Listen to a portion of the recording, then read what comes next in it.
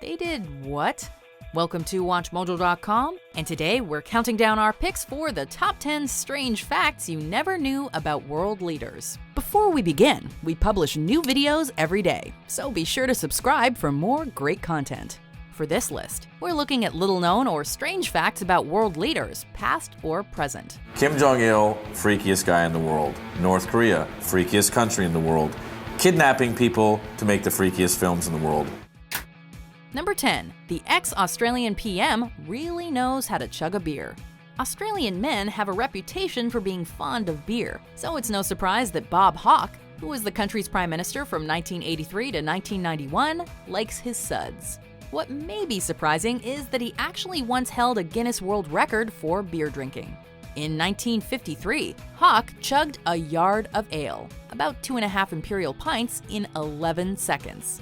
Hawke was a student at the time, but people have never forgotten the record-breaking accomplishment. As a matter of fact, he's openly stated that he believes his yard of ale chug is responsible for his political success with a populace that appreciates the art of beer drinking. Winner is champion of Beer Fest! Number 9. Nicolae Ceaușescu took paranoia to an extreme. Communist dictator Nicolae Ceaușescu wasn't exactly the warm and cuddly type. When he ruled Romania, he instituted reforms that were brutal, even by Soviet bloc standards. Perhaps best known for his austerity policy, which resulted in the starvation of his own people, the dictator was also off the charts on the paranoia scale. He was especially concerned that his clothes would somehow be poisoned, so he kept a stockpile of suits under lock and key and had staff protect them from possible contaminants. After wearing a suit, it was taken out and burned. Of course, with his approach to ruling, he had reason to be paranoid. He had turned his own country against him. Number 8. The president of Madagascar knew how to spin some tunes. When Andry Rajoelina seized the presidency of Madagascar in 2009 at the age of 34, he was the youngest person ever to serve as an African president. He was also widely criticized, but then again, the guy he deposed wasn't too popular either. An established entrepreneur, the young man's charisma and fierce ambition had taken him from mayor to president in just 2 years. Strangely, it all started behind turntables. As a teenager, he began working as a DJ. It gave him some startup capital and sparked his interest in exploring the world of business, from which he eventually branched out into politics.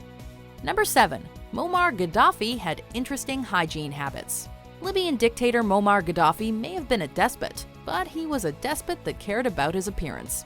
Internationally known for being exceedingly vain, Gaddafi worked hard to promote an image of himself as a sex symbol.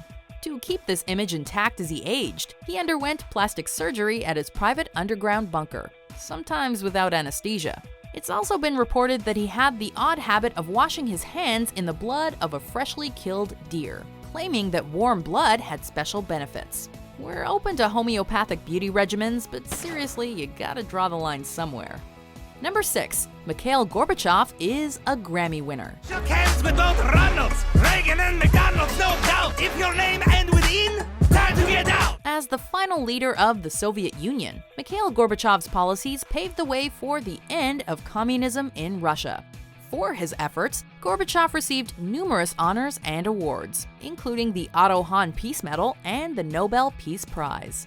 He even received the first Ronald Reagan Freedom Award, something no one would have seen coming 10 years earlier. But his most unusual recognition may have been the Grammy Award accorded to him in 2004.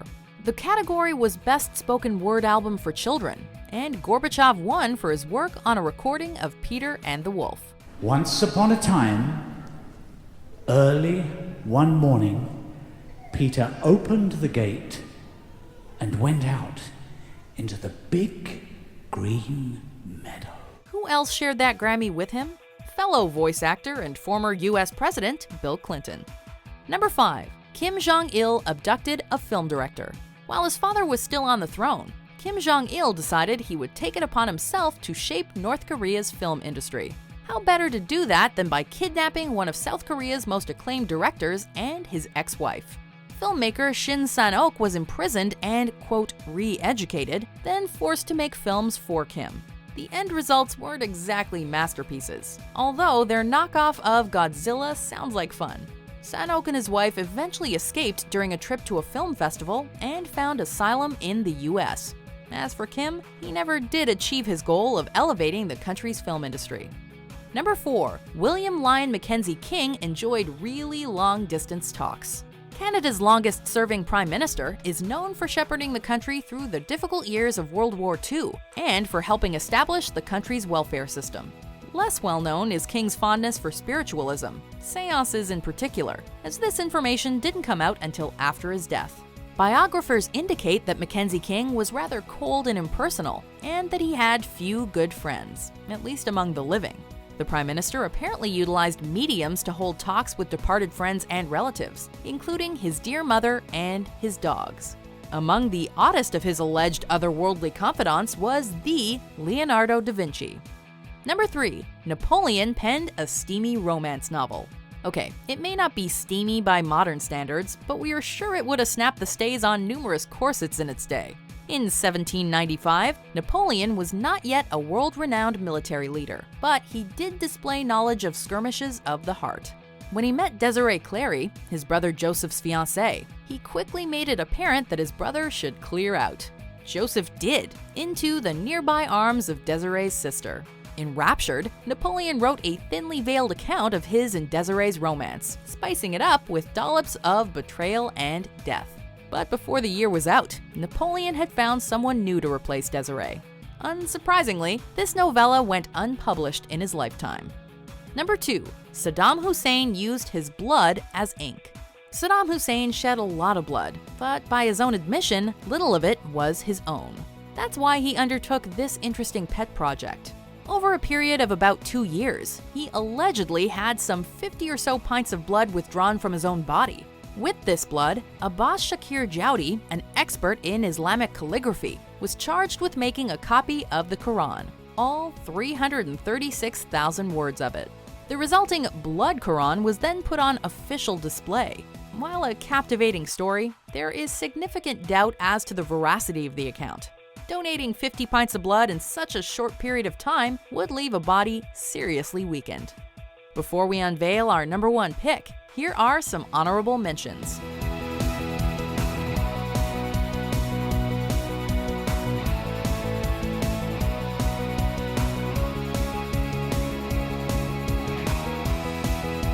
Number 1. Abraham Lincoln is in the Wrestling Hall of Fame. Maybe the Civil War would have ended more quickly had Honest Abe challenged Jefferson Davis to a wrestling match. Shall we stop this bleeding? It turns out that the 16th US president was an enormously skilled wrestler. Some sources claim he participated in 300 matches, losing only once. Since exact records from the period are hard to come by, that may be an exaggeration. But nonetheless, the lanky leader's skill was such that the National Wrestling Hall of Fame posthumously inducted him in 1992, labeling him an outstanding American.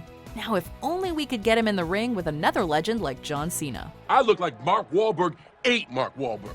Do you agree with our picks? Check out these other great clips from WatchMojo and subscribe for new videos every day.